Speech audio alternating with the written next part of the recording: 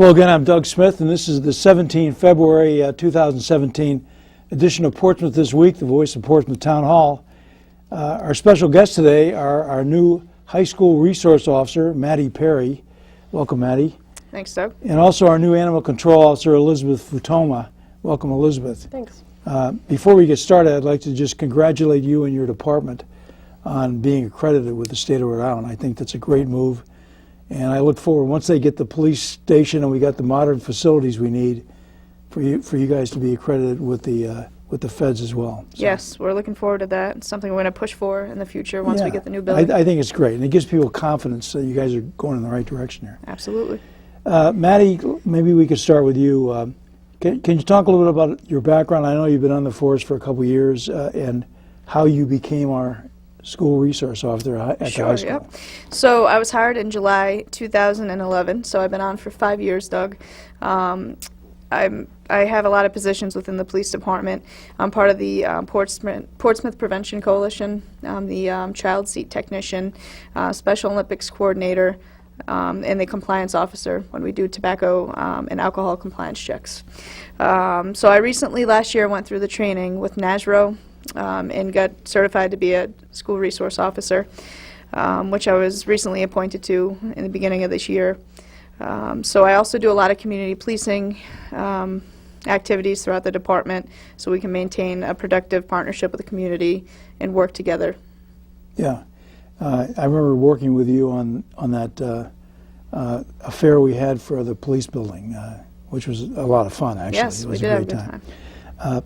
What are the main jobs, the main functions of this school resource officer? Yep, there's a lot of duties and responsibilities. Mainly I'm there to keep a safe environment for the students, for the staff. We want to keep a safe learning environment with minimal disruptions throughout the day. I give a lot of presentations throughout the day. We'll do like alcohol and drug awareness, cyberbullying, basically stuff that is affecting students within the school. So we like to go and give presentations. Sergeant Morse comes and assists me. He does a lot of internet safety things. Okay, good, so yeah. we work together and we try to really get the point across to the students so that they learn from it. And we don't have issues going forward.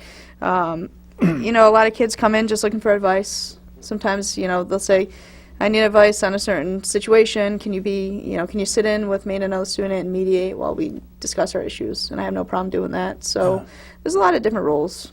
Yeah. I'm sure you used some of your experience when you were in high school. Correct, yeah. You know, bring it to bear on this stuff. Yep. What are some of the key issues that you deal with? I think we'll all be surprised because when I went to high school, as we were talking earlier, our fights were after school.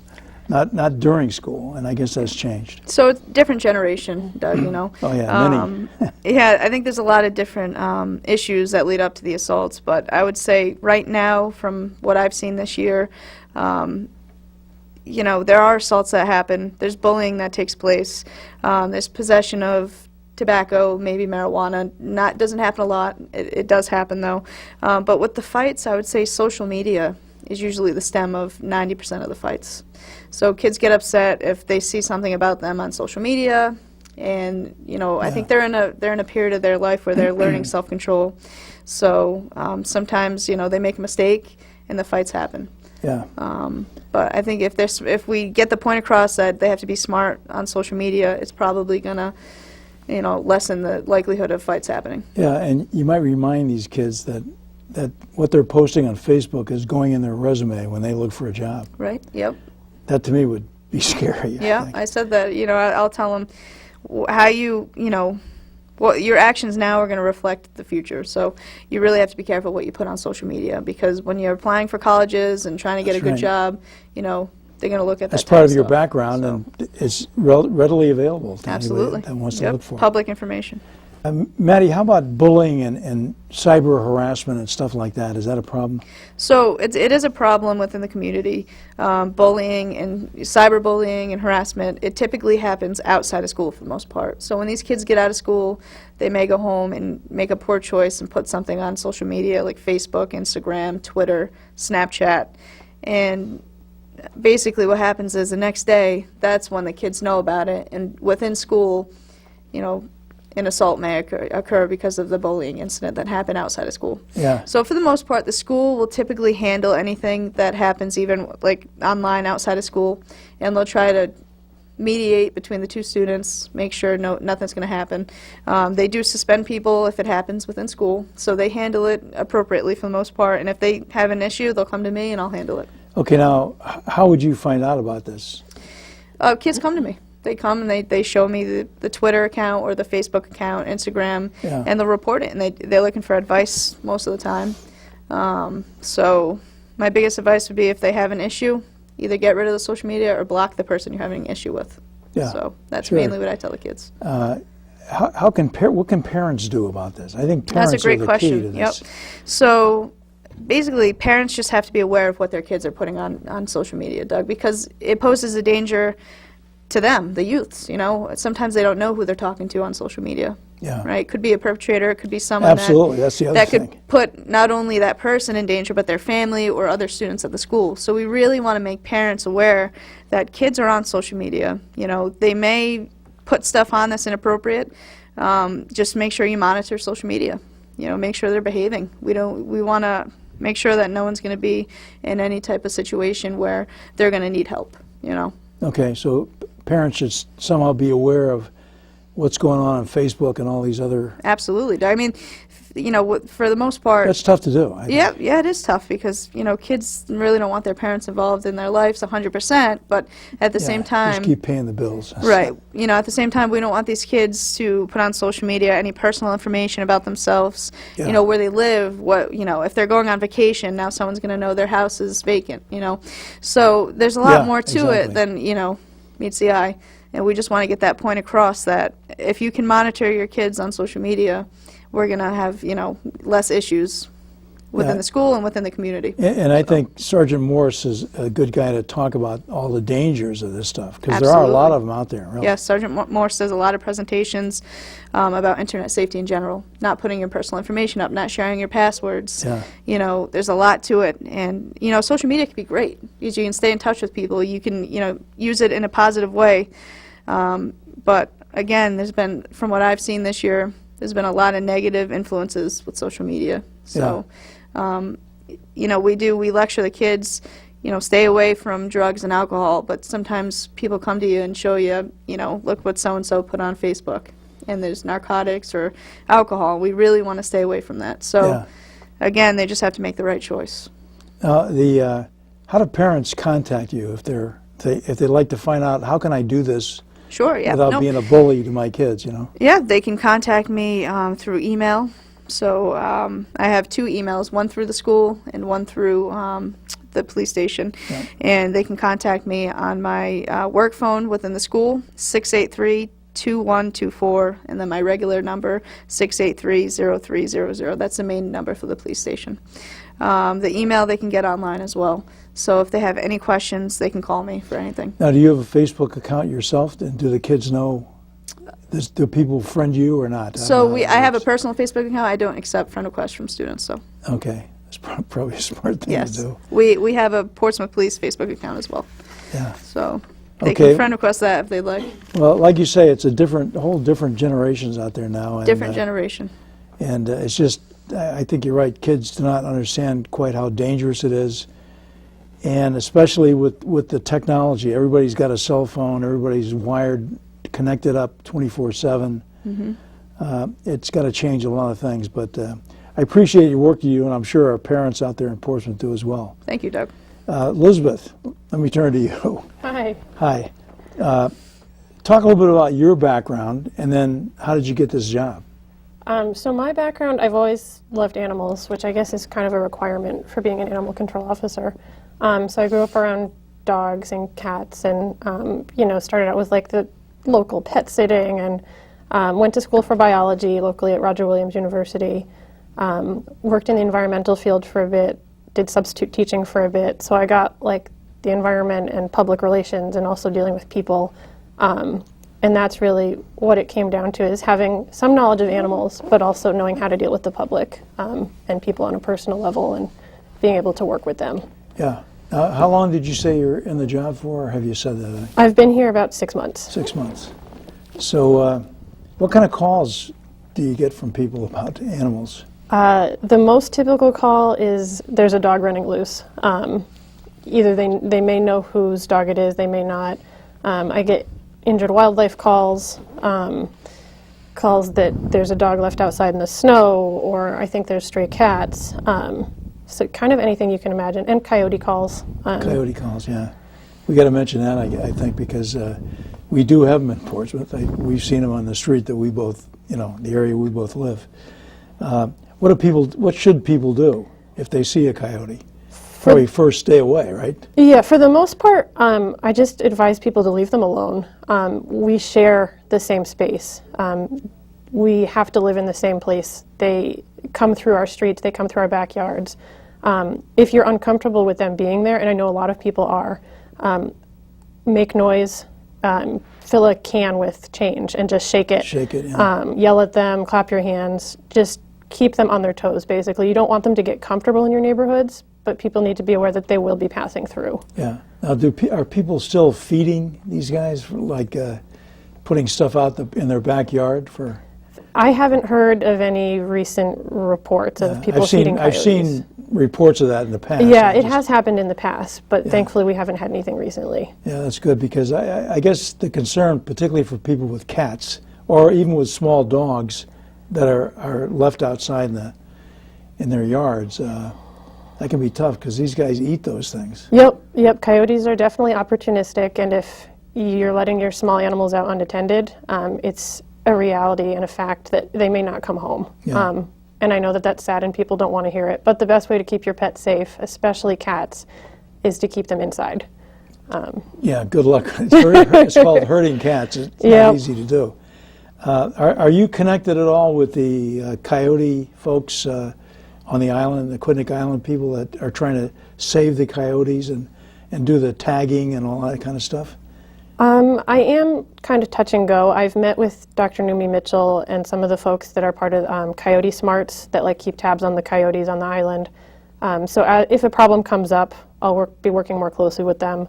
I know the previous animal control officer had worked with them in the past when they had issues with feeding and trying to pinpoint what was going on. So as problems arise, that resource is there for me to be able to communicate more with the coyote experts. Now, can you get access? I know they have a couple of these that they have tracking devices on the coyotes telling where they've been. Mm-hmm. Do you have access to that if you need it, or? Not directly. So. But you could call them and say, hey, Yeah, I have contact information for the organization. So if I were to need that kind of information, I would be able to get it. Yeah. It seems like some of these guys are, you can tell kind of where they go around. They just go around a central place, and that's usually where they stay. How do people contact you? And I guess we're going to get your stuff up here on the screen in a second. Probably mostly by telephone, I would guess. Most calls I get are phone calls, because people will see something happening right there and just dial the phone. I also do have a town email address through the police station, so people can use that as well. My direct line is 643-0136. And if you have just a general concern question, feel free to call. If I'm not there, leave me a message. But I do ask that if there's something time sensitive, so if there's a dog currently running down your street and I don't answer the phone, or if there's a dog currently in trouble in the snow, something like that, to call the general police line. Okay, and they can figure out where you are and how to get a hold of you. Okay, good advice. How do you spend your time between being in the office at the police station and being out in the street? It depends on the day and the season. So this time of year when there's not great weather, it's snowy, there's not quite as many dogs outside, I spend a little bit more time inside doing paperwork and managing dog licenses, getting ready for the new licensing season. As the weather starts to improve, I'll be outside more and more in the parks and public places, keeping an eye on dogs being off leash, keeping everybody safe, and just trying to establish a rapport with the general public and the dog owners in town. Yeah. I don't know if we have a problem with unlicensed dogs in town. Is that an issue? Or Yep. There's how many licensed dogs do we have? I'm a dog guy myself. Over 1,600. Okay. So we have a large number of licensed dogs, but I know that there are more that are not. It seems every week there's at least one dog I come across, either in some manner or fashion that's not licensed. And it is important that as many dogs as possible, all of them, get licensed with the town. Yeah. Now, why is that so important, that they're licensed? I mean, we know who they belong to, obviously. Yep. That's a very common question, because people say, they have their rabies shot, so why do I need to do this extra step? It's, $8 that I don't want to spend. And the easy answer is because it gives me access directly to the vaccination status and where the pets are in town.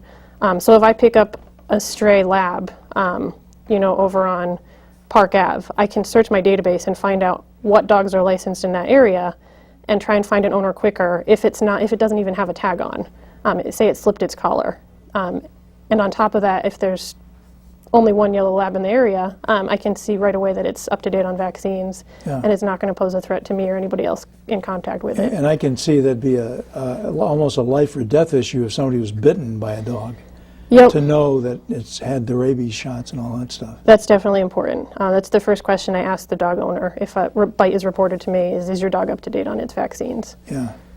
So essentially, if people see a stray dog out there and they don't know it, and it starts to snarl when they come next to it, they should leave it alone, right? Yes. Yeah. We don't want any extra bites. Don't try to be a friend when it doesn't work.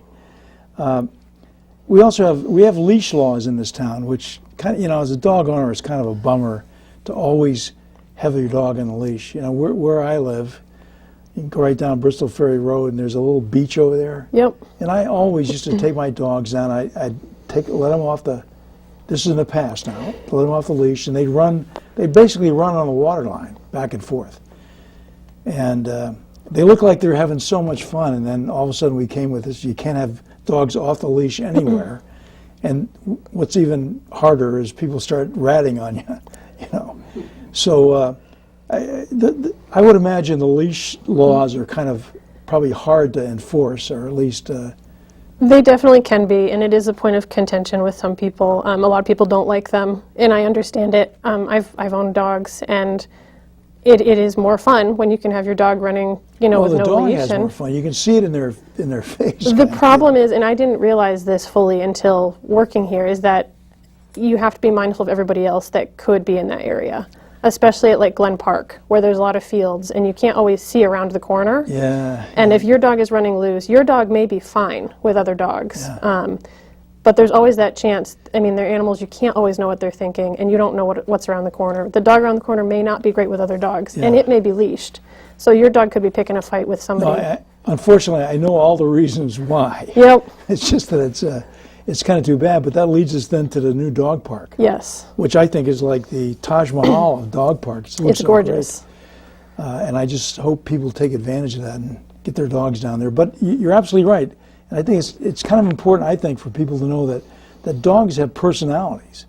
And a dog that's been perfectly great with you may just turn on somebody else because they smell something. I mean, I've seen this happen in my neighborhood. As a matter of fact. Dogs are definitely individuals, and they may be great with you and your family, and you may never had a problem. But you show up at a park or a beach, and it encounters another animal in a strange environment, and sometimes there's just no telling what can happen. Yeah, absolutely, and it's too bad, but we have such a great town for this to have dogs. Yep. It's just too bad that we don't have more areas that we can let them run. But I know all the reasons why we shouldn't, so I'm on your side on this one.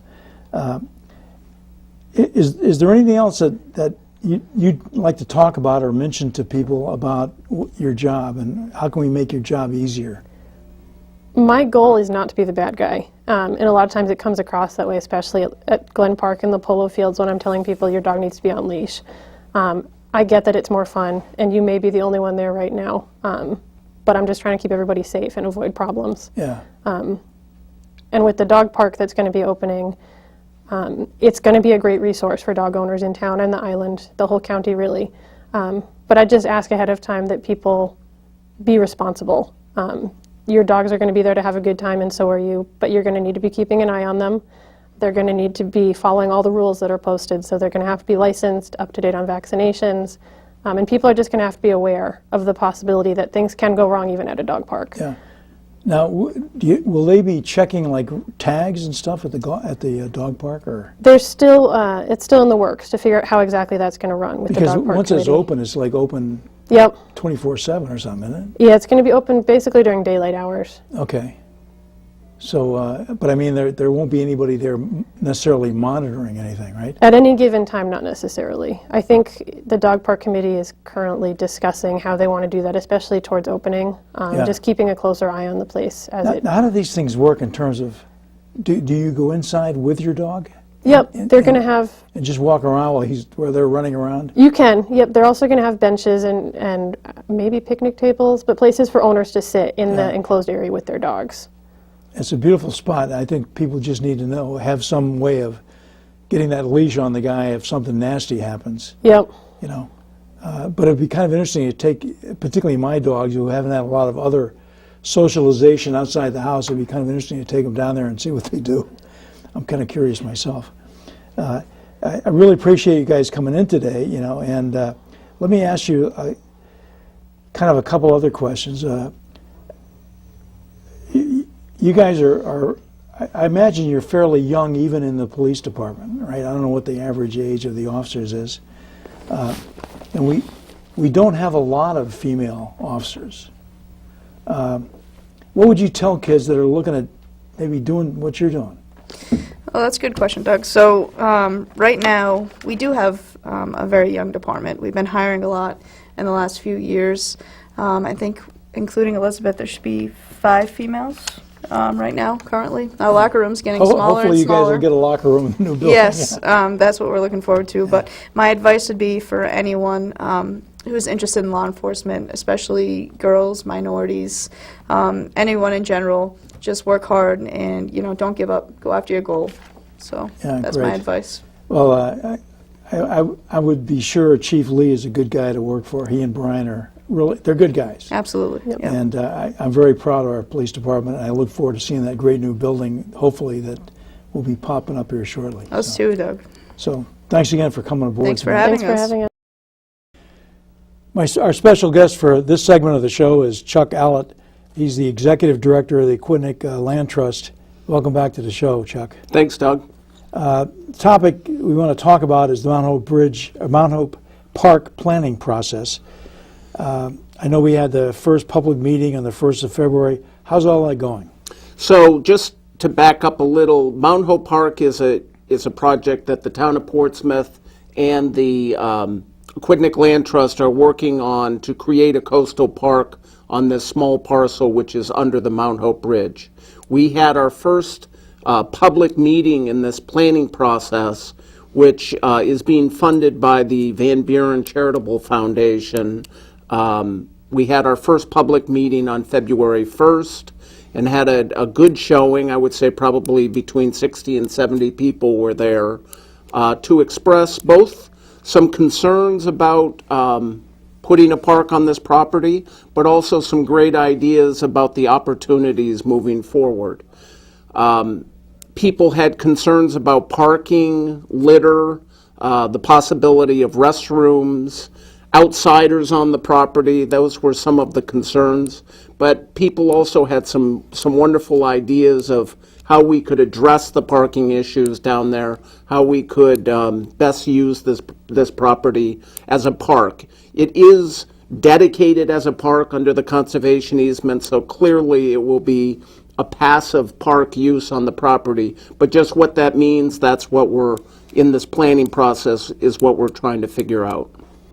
Okay, I know there's been a lot of interactions and things, and there's a website up, which I think we'll have up on the screen in a few minutes.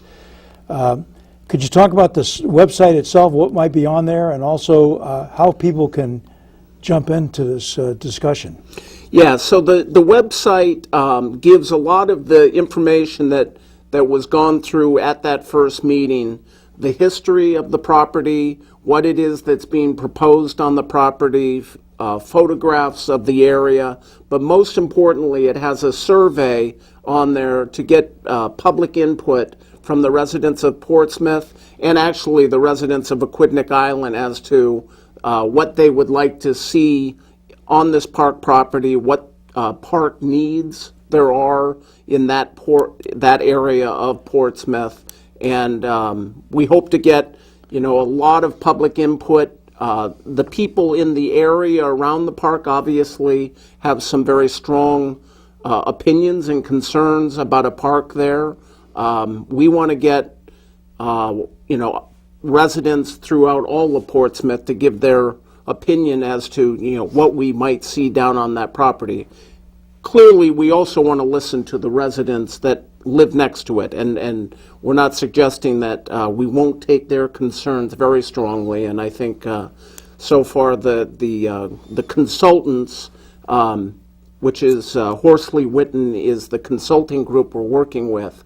They are at this point compiling a lot of the comments from that original meeting, and we will be going through that as a steering committee, but we're taking into consideration everyone's concerns. Yeah, and people should know this is abutting the Bristol Ferry Town Common, which is already kind of a public space, and we've had parking issues down there at the Common itself, that's obviously going to be even made magnified by having the Mount Hope Park. But I think it's a great opportunity for us to get this waterfront land in a beautiful spot that's just perfect for kind of passive recreation. And I think part of the ALT's role in this was to keep this place for open space, so no development for businesses and things like that can go on in that property. Absolutely. The conservation easement is clear that it will be a park property in perpetuity for the residents of the town of Portsmouth. That is our whole goal with this conservation easement. And the Land Trust has historically done a lot of work in the southern part of the island protecting farmland, and we were really excited about being able to do a park project in the northern part of Portsmouth, where the population is more dense and there really is a huge park need. So it's an exciting project for both us and the town of Portsmouth. I agree, and as someone who's involved in this, I think Horsley Witten is doing a great job at public reach out. I agree. So go to that website, take the survey, and let us know what you think.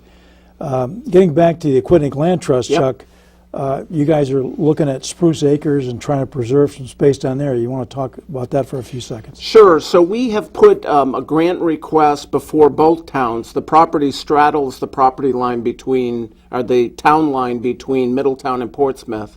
So we have made a funding request of both Middletown and Portsmouth.